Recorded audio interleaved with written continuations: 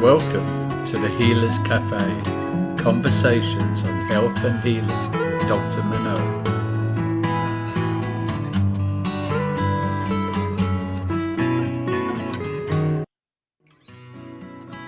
So welcome to the Healers Café. And today I have with me Anne-Laure Peaucelle, and she is a yoga therapist who really works with mental illness, emotions, and anyway, I'm really thrilled to hear her and see what she has to say about yoga and emotions, because people often look at yoga as a way to just quiet the mind or exercise the body, and there's certainly much more to it than that. So welcome to this show, and thank you for taking the time. Thank you so much for having me. I'm excited. All right, so I'm going to ask you the first question, which is, what got you personally into yoga, and specifically the work that you're doing? Yeah, so I started to practice yoga 8 years ago or so. And at the time, I was working as an electrical engineer. So quite a shift in career here. But at the time, I was really looking for a different way to move my body. And I guess I wasn't really expecting to what yoga brought me at that time. But I guess the more I practiced yoga, the more I realized that there was just so much more to it than the physical practice. And a few years after I started practicing, I decided to train as a yoga teacher. And at the time, it was really more of a way to deepen my own practice and to learn more about yoga. But by the end of my teacher training, I just knew that I wanted to teach and I wanted to share this with people. And I had also realized like how much it was helping me with my mental health and emotional health. And I guess in hindsight, I guess I probably didn't realize that at the time, but in hindsight, it was really like a way to help me process whatever I was going through, to help me process my emotions in a different way. And so I started to look a little bit deeper into mental health and how, yoga could help with mental health. And I did a trauma-informed yoga teacher training as well to learn more. And then I came across yoga therapy as a way to work one-on-one with people or with small groups who have like the same therapeutic goal. And so from there, like I guess I just learned like a whole um, bunch of new skills, and I guess more specifically like how yoga could be applied to like very specific therapeutic goals. And so for me, I just had my mindset on supporting people who are experiencing mental health challenges. So anxiety, depression, PTSD was mostly what I was focusing on. And over the last, I guess, 5 years now that I've been trained as a yoga teacher, um, as I was going deeper and deeper into this, I just realized like how big a role emotions play in this. And so that's how I guess the work that I do has shifted a little bit over the years to really bring like emotional health into the mental health um, piece, and to really look at how yoga can help us process our emotions, feel our emotions, hold space for us as we feel our emotions, and how that can be a big part of anxiety and depression as well. Mm. I mean, it's interesting. I do a body work myself called Bowen therapy, and Mhm. I totally see the interconnection. But let's break this up a little bit, Mhm. so that for people who it's not as obvious Mhm. why all of it makes sense. So let's go. The first statement you made, just working backwards here, Mhm. was how involved emotions are in mental wellness or Mhm. ill health or whatever. Can you a little expand on that? What do you mean? And you can use like a case, for example, or some, if it helps Mhm. to illustrate the point. But what do you mean by that? Um, I think that so the way I look at it is that emotions are experienced in our body, and um, our body keeps, I guess, that memory of our previous experiences. And often when we have, I guess, important events or like big experiences in our life, it will have we will have an emotional response to it. And depending on like how we process that event at that time in our lives, I think those emotions can kind of get trapped or stuck in our bodies. And if we are not allowing ourselves to feel it for, any reason, or we are letting ourselves be like completely overtaken by our emotions, then I feel like that can, and I feel like that's how it showed up for me. Um, those emotions can later show up as, you know, what we call anxiety or what we call depression in different ways. And I think, and there's other, like, I guess, causes of anxiety and depression. I'm not saying that this is, Mm, the root of it for everyone. But I think it can be a big part of it, like how we process our emotions, how we um, feel them or not feel them, is a big part of like how that can show up later, as anxiety or depression. mm. Okay, and then when you say that it's in the body, now Hmm. I would agree with you. In my experience, Hmm. definitely that's what I've noticed or witnessed. But how do you, when people ask, because I was running a workshop yesterday and they're saying, well, how do I know where my emotions are in my body? And how Hmm. do I know whether I'm suppressing them or not? Hmm. Hmm. So, how would you answer that one? Yeah, that's a really good question. I think where yoga can be helpful with that is that it helps us cultivate that self-awareness. And I think when we, I guess, make that intention to, start to cultivate self-awareness, I believe that things start to make themselves, more obvious to us, and we start maybe to see things differently or to make connections that we may not have made in the past.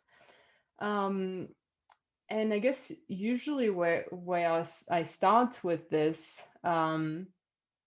is to create a way for people to feel, safe. So to establish that safety in their own bodies. And that can take a little bit of time depending, if there is a history of trauma or, other experiences where they have not felt safe in their own bodies. And so for me, like, it's important to first have in place some of those tools, for people to be able to self-regulate, and that if things become too overwhelming, they know that they can come back to a place where they feel safe. And once we've created that, then, I feel like once we know that we can come back to a place of safety, it can also feel easier to actually explore where our emotions may be showing up in our body. And before that, maybe we're just not able to see it because we're just not sure if we can handle it yet. And but I guess, like, in terms of bring that awareness, I think it's a practice of like coming back to it, and kind of that practice of turning inwards and, noticing any areas of like tension or discomfort or pain that is already present in our body. And once we are aware of that, then, that may or may not be because of an emotion, but I usually guide people through like a short meditation or like a guided awareness practice so that they can check in with themselves, notice where, some of those physical sensations might be present. Um, and then that's usually like the starting point. And if, they make that connection between a certain physical sensation and an emotion or a thought that they are having, then that's the place where I start with people. So bringing them into awareness, like safety first, and I think that's crucial, especially for any trauma or PTSD. They need to navigate back to something familiarly safe. Yes. And then it's noticing the emotion itself. But what do you see when you see an emotion? So let's say you're doing yoga or you're teaching yoga, because that's primarily how you're working, right? Yes. Yeah. So can you walk us through how that would look like? How does it, give a real example, no names, nothing, but somebody with PTSD, for example, with a real, something that happened and they're reliving it. So explain how that works. Yeah, I guess the example that I have in mind, in terms of feeling the emotions in the body, I was working with someone who was sharing how she had been realizing that she had a lot of anger in herself that she had not been expressing. But I guess at first, like, it wasn't, I guess, obvious to her that she wasn't expressing it because she was at the point where she wasn't even allowing herself to acknowledge that she was angry.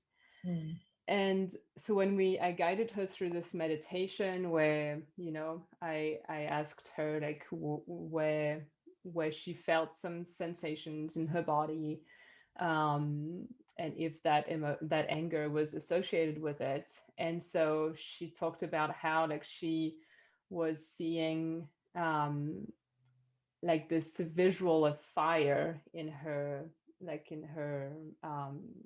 solar plexus, and that the fire was kind of like lifting up through her throat, but like it was just getting stuck at that point and she wasn't able to express it.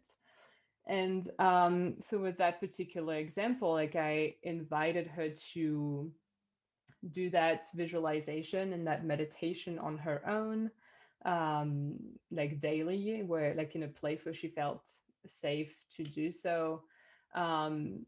And also to allow herself to let that, I guess, initial visual that she had to evolve, because it, as she's getting, I guess, familiar and more comfortable with having that anger as a part of her, that image of the fire might also change over time. And so with that, she was, I guess, able to first acknowledge that she was having that emotion, and also to start kind of, get curious about it and get familiar with it, and I guess make other connection with how it was, showing up in her life in other ways. So what was the PTSD in her case?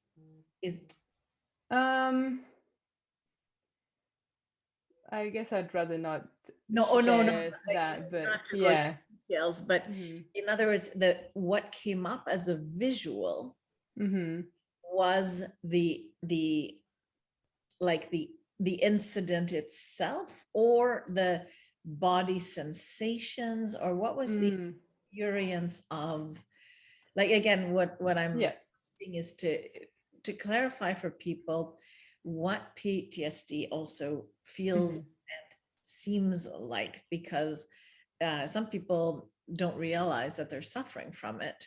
And so how would you recognize it? And what does it show up, and how do you work with it? So for her, I would say that what was coming up was more like the physical sensations of what she hadn't allowed herself to feel, Mhm. uh, because there was a lack of safety, and there was a lack of, I guess, safety to express it and also to feel it. Mhm. Um, so I guess in this particular example,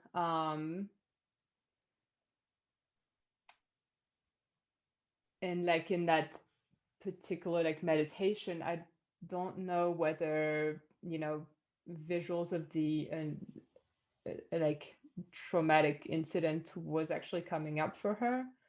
Um, but I think like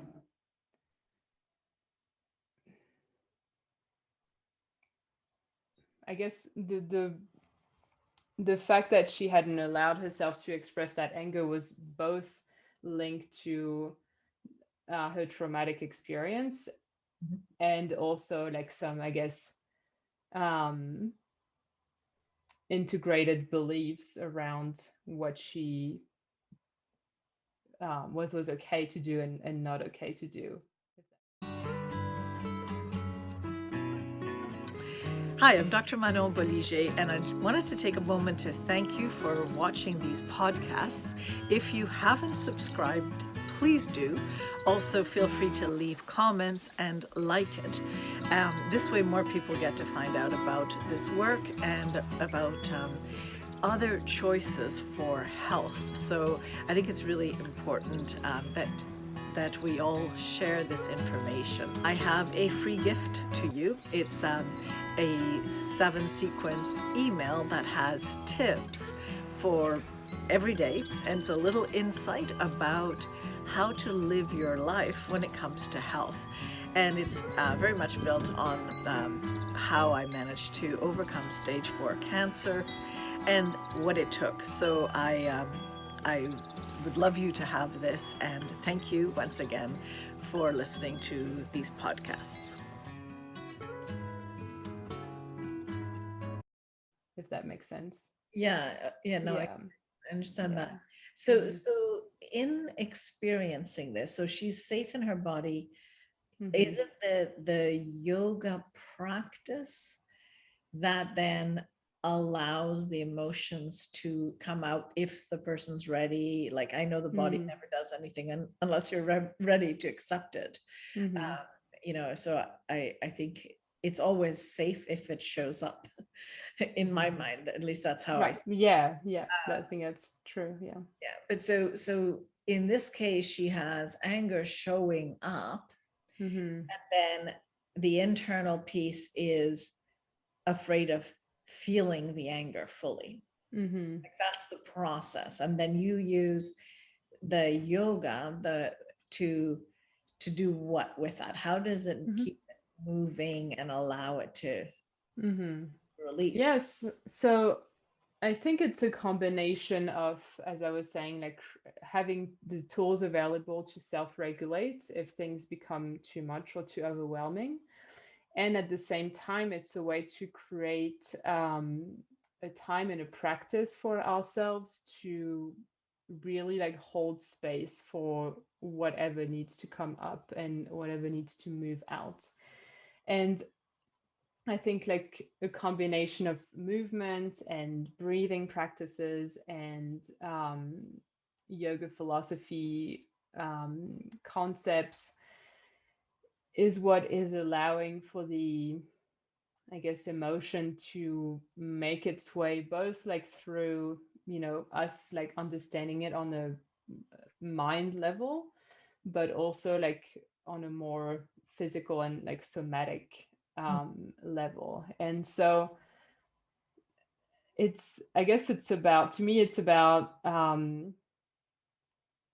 creating that ability to sit with the discomfort of just not knowing Mhm. what might happen if we allow this emotion to be felt in the body.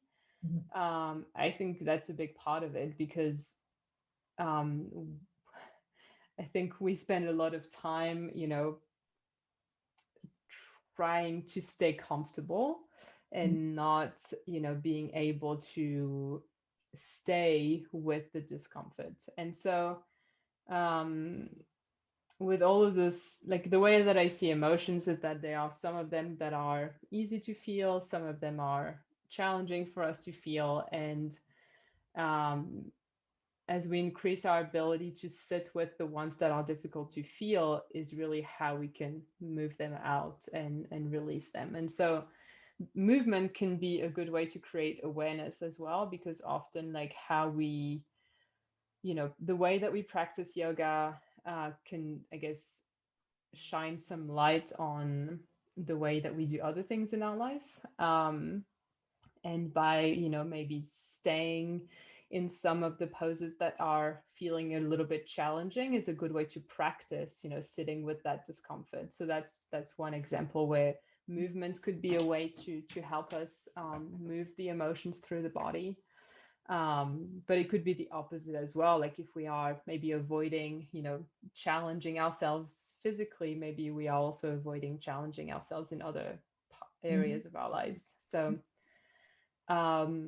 yeah, does that answer your question? Yeah, no, that's interesting. I never thought about that parallel, that Mm, might you might not challenge the body if you're not willing to challenge the mm, emotional state. So that's interesting. mm-hmm, One thing yeah. I've noticed when people are releasing emotions Mm-hmm, is that there's for me, it seems to be so many times the case that I now tell my patients, oh, we're talking about a 90-second journey. I feel that if it's allowed, I have not seen an emotion last mm, more than 90 seconds. mm. Uh, That's really interesting. Have you come or seen or noticed, or I don't know, it may not be the same circumstances with yoga. Mm-hmm. I guess it's not something that I've um,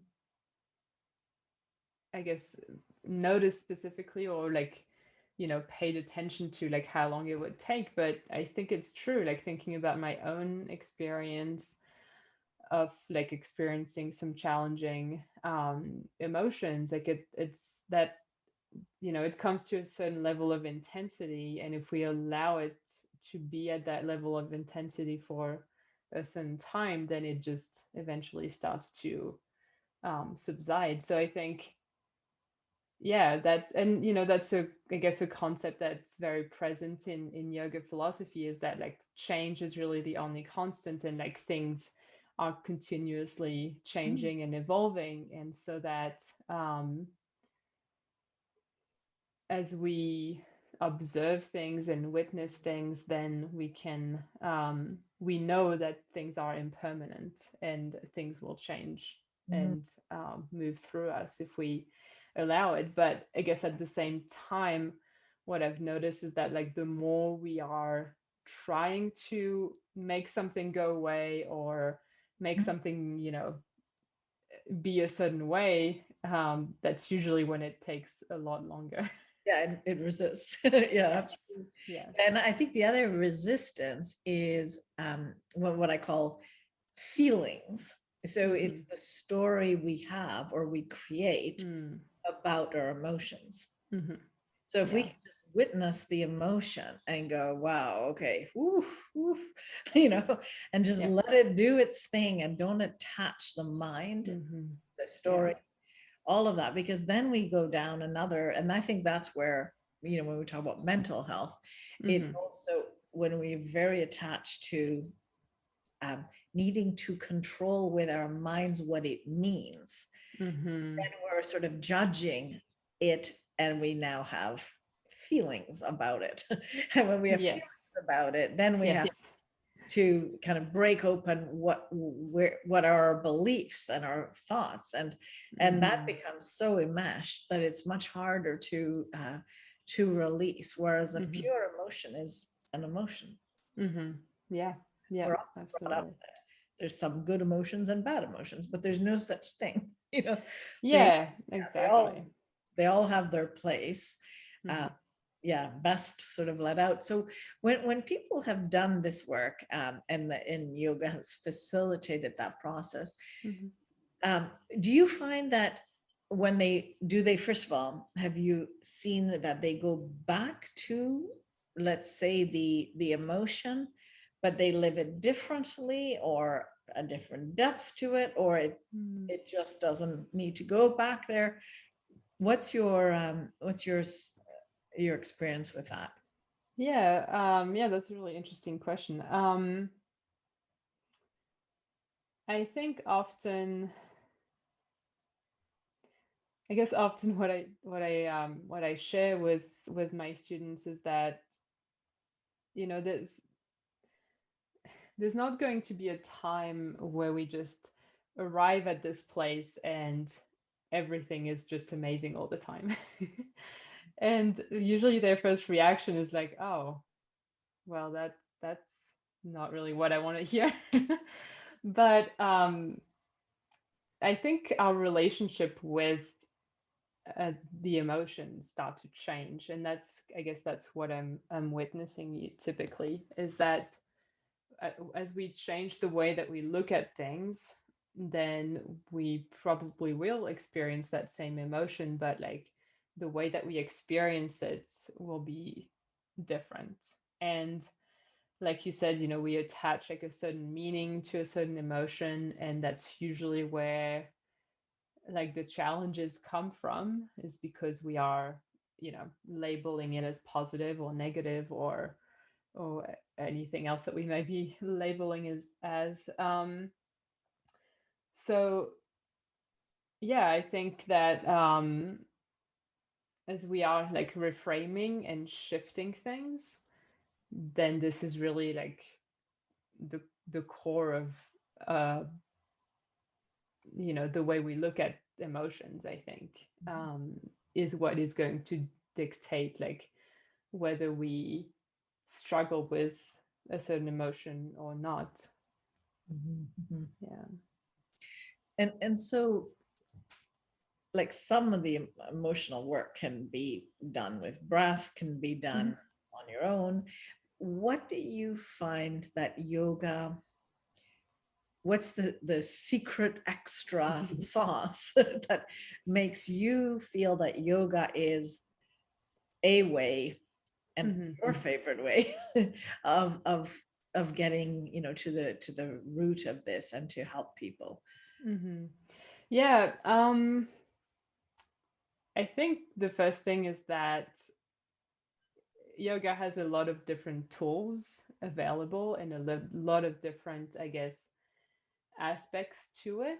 So it gives people, you know, the opportunity for a different entry point in a way. So if they resonate more with movement, then, you know, that's usually what is going to help them the most. If they resonate more with breathing or sound or meditation, like I have the, you know, the ability to choose from like a variety of different tools to find what will resonate the most with someone. And there was something else I was going to say, but it slipped my mind. Oh yeah, I think that what is a big part of why this helps, and like I don't think that's specific to yoga, but it is there's something about like having a daily practice that is just for yourself, um, that creates and like builds or rebuilds that trust that we have in ourselves to be able to navigate challenges. And the reason I like working with yoga is because like I can, you know, work with someone and then we work together to create a yoga practice that is like tailored to them, and that, you know, that are going to have elements that are like really supportive for this person and really nourishing for this person. And they can do that on their own. And I think that's really empowering for people to realize that like they have the resources within themselves to actually be able to do that. um, and you know, that's true of a lot of different practices as well. So, you know, I think that whatever the practice is that someone resonates with and can create that daily time for themselves is a really important part of why this really helps. Okay. Yeah. So, I mean, our time's already Yeah. pretty well up. Any last thoughts you want to share with either, maybe actually, maybe to healthcare practitioners, what Mhm. what you want them to know, or any projects you're working on, that might be a good thing to share as well. Yeah, so I'm starting to work with mental health professionals to, I guess, share some different holistic tools that they can integrate with their own clients. And I think that there's a lot of wisdom in, um, like more ancient traditions like yoga, and there is also a lot of wisdom is more like modern psychology. And I think by finding a way to combine these two things and to like really encompass like both what we've learned through psychology, about the mind and the body as well, and really like knowing that there is a connection between the two, is going to be very important, like moving forward, and like Mm. supporting as many people as possible as they are on this journey of healing themselves. And so yeah, so I'm really passionate about like integrating yoga into how we, I guess, heal mental health challenges currently in the way that we do things in our society right now. And I think there's a lot of like, it can be really powerful to combine the two together and just integrate yoga and other like holistic practices into our healthcare system. Yeah, certainly. I'm sure you know Dr. Gabor Mate Mhm. is doing quite an integration now, which Mhm. I think is just beautiful and very Mhm. necessary. So Yes, absolutely. Yeah. definitely big changes that are needed to our healthcare for sure. Yes. So, well, thank you very much for being with us. Yeah, thank you for having me. Thank you for joining us at the Healers Café with Dr. Manon. For more information, go to drmanonbolliger.com.